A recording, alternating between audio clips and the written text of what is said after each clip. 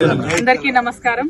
తెలంగాణ జాగృతి జనంబాట కార్యక్రమంలో భాగంగా ప్రతి జిల్లాకు వెళుతూ ఆయా జిల్లాల్లో రెండు రోజులు అక్కడే ఉంటూ స్థానికుల యొక్క సమస్యల్ని తెలుసుకుంటూ ఆ సమస్యల్ని ప్రభుత్వం యొక్క దృష్టికి తీసుకొచ్చి పరిష్కరించేటటువంటి ప్రయత్నంలో భాగంగా అక్టోబర్ 25 నుండి మా యాత్ర కొనసాగుతా ఉంది. దాదాపుగా 2 నెలల పాటు సాగింది.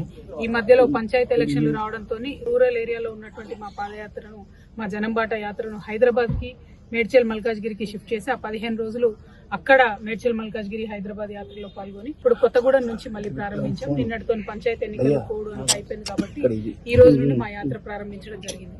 మరి కొత్తగూడెంలో ఇల్లందు దగ్గర ఉన్నటువంటి మన హజరత్ నాగుల్ మీరా మౌలానా చాన్ దర్గా షరీఫ్ కి మరి దర్శనానికి రావడం జరిగింది. ఇదే మా మొట్టమొదటి కార్యక్రమం కొత్తగూడెంలో. చాలా పవిత్రమైనటువంటి దర్గా. ఇదివరకు చాలా సంవత్సరాల క్రితం ఫారెస్ట్ వాళ్ళు ఇబ్బంది పెడతా ఉన్నారంటే మరి ఆనాడు బాబా దయ వల్ల ఆపేటటువంటి శక్తిలో ఉన్నటువంటి సందర్భంలో ఆపడం జరిగింది. ఆ తర్వాత అనేక మంది ఈ జిల్లాకు సంబంధించినటువంటి మంత్రులు, ఎమ్మెల్యేలు చాలా మంది దర్శనాలకు వచ్చినా కూడా మరి ఇక్కడ ఉరుసు జరుగుతుంటుంది. లక్షల వేల సంఖ్యలో భక్తులు వచ్చినా కూడా మరి కనీస సౌకర్యాలు ఏర్పాటు చేయడానికి ప్రభుత్వం ముందుకు రాకపోవడం అన్నది కరెక్ట్ కాదు.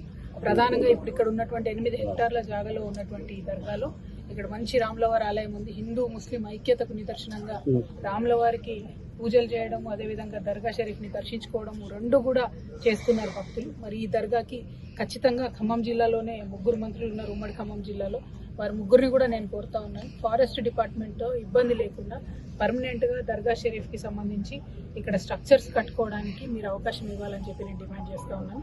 ముఖ్యంగా మా ఆడబిడ్డలు పెద్ద సంఖ్యలో దర్శనానికి వస్తున్నారు. వారికి కనీస వసతులు కానీ, బాత్రూమ్స్ కానీ లేనటువంటి పరిస్థితి.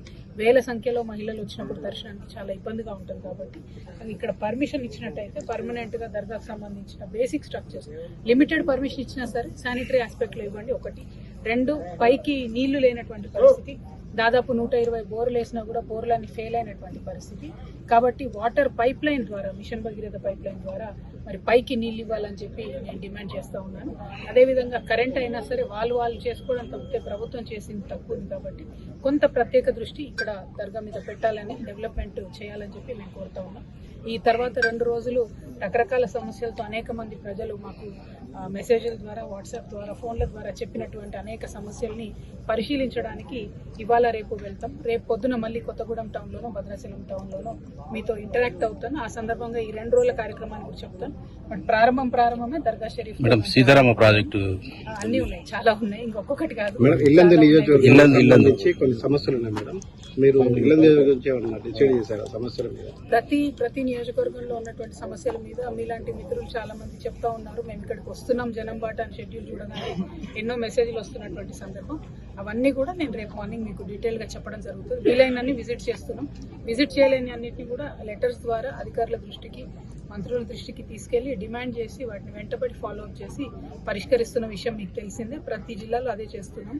కొత్తగూడెం జిల్లాలో కూడా అదే చేస్తున్నాం. Thank you.